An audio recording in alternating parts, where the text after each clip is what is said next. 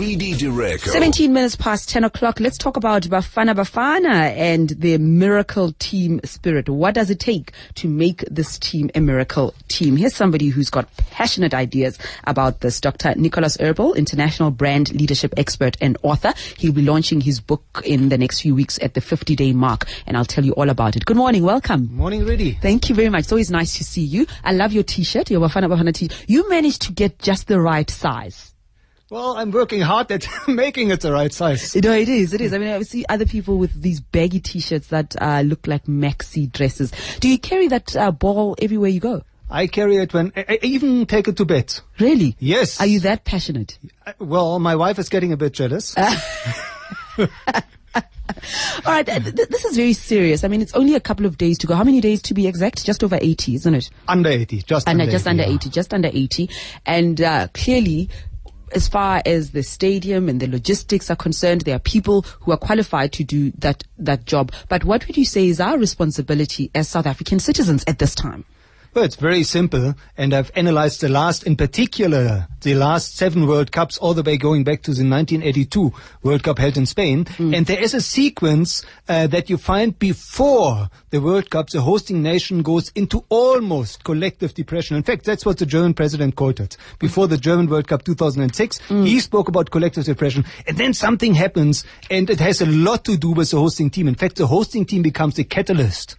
And that's why I've been researching all those footballing miracles. Yeah, but you know, I think a lot of our fear is justified. A lot of the cynicism when it comes to Bafana is justified. It's kind of difficult to just say, hey, just be positive. We need some encouragement as fans, and the encouragement would stem from their performance. Well, what you find, there's basically 3 laws of miracle teams. The first is that the team, and no matter how much of an underdog the team is, tends to play at one point. The tipping point is always when they start to play for somebody or something. Very much like the Springbok team back in 1995 started to play for Madiba and the Rainbow Nation. Secondly, every time you find that these miracle teams before the tournament go through humiliation. Korea 2002 before the tournament, defeated by Canada. And thirdly, you find that the team becomes a catalyst for reconciliation. And especially the last 3 World Cups, France, Korea and Germany, every time the bigger picture is about reconciling the nation internally and externally. I suppose there's also a lesson to be learned from rugby. I mentioned the film Invictus, which was very inspirational, and Morne du Plessis, the 1995 team manager of the Springboks, ascribed the miracle of the Rainbow Nation to the reciprocal effects of collective energy transformation, saying that there was a cause and effect connection between the Mandela factor and our performance in the field. That's what he said. In fact, Monet, and I mean, if anybody, he must know, he said back then that 50% of the team's performance came down to what he calls the Madiba factor. 50%, and that's what you find, that the nation collectively, we do have the power to power up this team, very much like Korea 2002, a team that had attended 6 World Cups, never won a single game, and all of a sudden, due to this tremendous support by the nation, and in fact even the opponents, remember they beat Portugal, Italy and Spain. Luis Figo, the famous Portuguese striker, said nobody knew these Korean players, but they had so much confidence, and every single opponent said it was the support of the nation in the stadia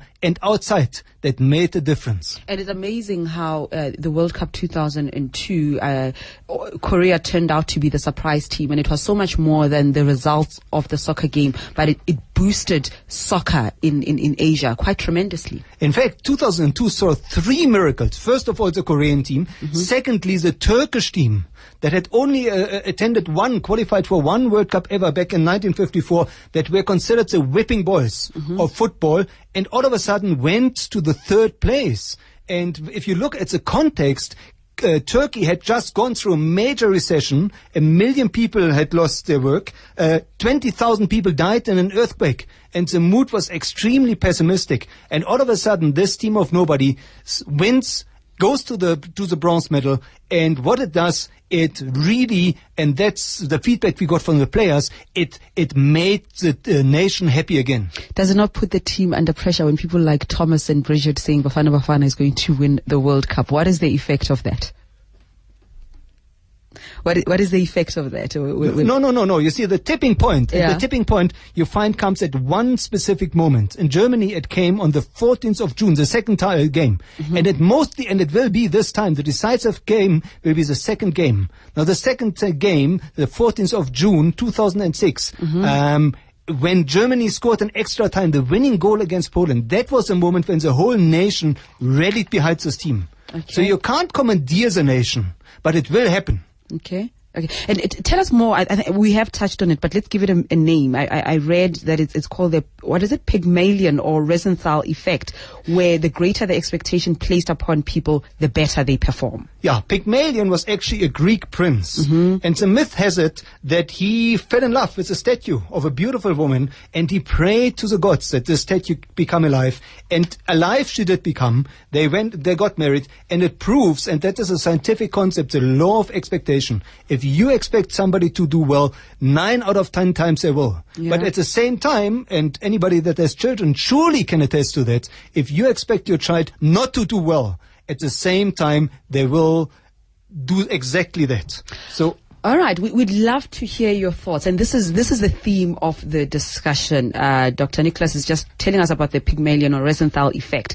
Think about it in your lives, at work, in your relationships, wherever. Those of you who have children, and I guess I sat back and listened, because there are numerous studies that have been done to determine the consistency of this particular effect.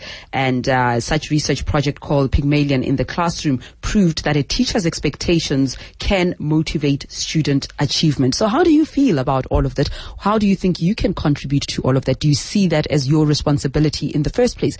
Give us a call on 021 446 0567 011 883 0702. Or perhaps you have ideas on support for Bafana. What is it that each individual needs to do to support Bafana? And with this World Cup, I know a lot of South African stock have favorite players from other teams, whether it's Brazil or it's Spain, and they can't help but support those teams because of a few individuals like Kaká and Ronaldo, and well, now David Beckham seems to be out, but Rooney, all of that. Well, I wear this Bafana shirt every day. And every day people approach me, ordinary people, that pledge their allegiance and their support to this team. And deep down in this nation, there's a strong sense, a strong desire to win. And every time you find with these miracle teams, it's not the best team that wins, but the nation that needs it the most. And clearly, this nation needs victory the most. And there's one more secret that I will share a little bit later about the shirt. About the shirt? The shirt. No, I want to hear it now. Okay, it goes back to the German Bundesliga when the famous German coach Udo Lattek, all of a sudden took on underdog team Schalke 04 and made them champions. And funny enough, every time at every game he wore the same blue jersey. And then obviously the journalists became curious, and they asked him, what's it about this blue jersey? And he said, the reason I'm wearing it and the secret behind it is, much to the chagrin of my wife, I never wash it. Please don't tell me you never wash your t-shirt. I'm going to fall apart. We've been speaking about spitting and all sorts of disgusting things. Yours looks very pristine and clean. Please tell me you washed it. Unfortunately, I did. And please keep washing it. I beg you. I beg you, keep washing it. But what about the team itself? I mean, I hear and I see the merit of what you're doing, encouraging South Africans, not only encouraging South Africans, but challenging us to change our attitudes as well. But I hope somebody's speaking to the boys. They've got to want to win, surely. But remember, Pereira has been at 5 World Cups. He knows exactly what to do, and the way he's approaching it, in fact, the secret weapon of the Brazilians, that's exactly what he's teaching them. To keep the ball low and to basically to replicate what has made the Brazilian team world famous and world champions. I'd love to hear your thought. Please share this with us on 021 446 0567 011 883 0702. Are there some of you who have just thrown in the towel, or you genuinely see the merit of this? There is something that you can do that is tangible, that can lend support to Bafana, or you think, you know what, they're beyond redemption. There's absolutely nothing that can be done to rescue them.